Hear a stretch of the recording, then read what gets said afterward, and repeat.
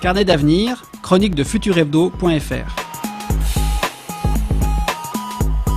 Voici 2 nouvelles qui dérangent, étonnent et réjouissent de vivre en ce milieu de 21e siècle.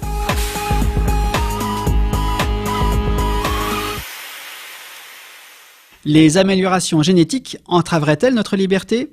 Celui qui fait de cette interrogation une actualité est Yacine Brown, l'ancien footballeur de la Professional Soccer Association PSA. À la fin des années 40, Yacine a été parmi les premiers athlètes à avoir accepté des modifications génétiques au nom du spectacle et du profit. Aujourd'hui reconverti dans le coaching sportif, il revient sur le devant de la scène pour des raisons d'ordre privé. Yacine et sa compagne souhaitent avoir un enfant. Ils ont demandé un diagnostic préimplantatoire. Après analyse de l'ADN des 2 futurs parents, le laboratoire consulté se soumet à une obligation. Il prévient le laboratoire Asahi Crairton que le porteur d'un de ces gènes modifiés envisage une descendance.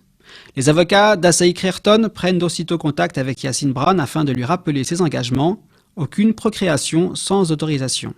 Monsieur Brown entend bien faire les choses. Il se tourne alors vers ses anciens clubs afin de connaître l'ensemble des modifications qu'il a subies au cours de sa carrière et là, la mécanique se grippe. D'une part, le coût des licences d'exploitation des gènes modifiés se monte à plusieurs millions d'euros.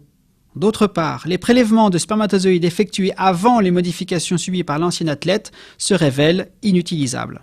Je vous rassure, Yacine Brown sera bien un jour papa. Un laboratoire gouvernemental s'est engagé à fabriquer des gènes libres de tout droit, se servant des gènes du frère de Yacine pour boucher les trous. Seul le coût de cette opération reste sous le sceau du secret. Mais qu'en est-il du client courant ? La personne qui s'est payée telle ou telle modification génétique a-t-elle conscience des restrictions liées à ces améliorations génétiques ? N'y a-t-il pas une contradiction entre les clauses contractuelles des laboratoires de génie génétique et les droits de l'homme fondamentaux ?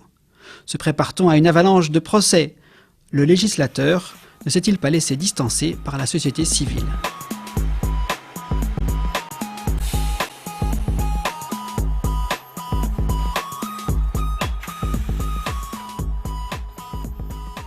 Les derniers feux tricolores de la capitale ont été démontés ce matin.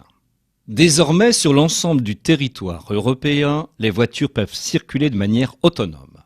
Les feux tricolores sont les dernières victimes de la révolution robotique de la voiture. Tout a débuté avec l'apparition de la gestion peer-to-peer de la circulation, technologie rendue possible grâce à la couverture globale du territoire par les réseaux de télécommunications de dernière génération. Grâce au peer-to-peer, chaque véhicule partage l'ensemble de ses paramètres avec les autres voitures susceptibles d'entrer en interaction directe avec lui. Par tradition, les feux tricolores sont longtemps restés en activité au croisement de nos rues, alors que leur utilité se faisait de moins en moins sentir. De même, les conducteurs avaient eu du mal à laisser partir le volant de direction ou les rétroviseurs. Le volant quittait nos tableaux de bord il y a quelque temps au profit d'un simple joystick qui, pour la sécurité de tous, demeure sous le contrôle de l'organe de décision artificielle, l'intelligence artificielle qui assure avec précision la circulation du véhicule. En 2060, il n'y a jamais eu aussi peu d'accidents de la route. En définitive, dans les voitures, le maillon faible, c'était l'être humain.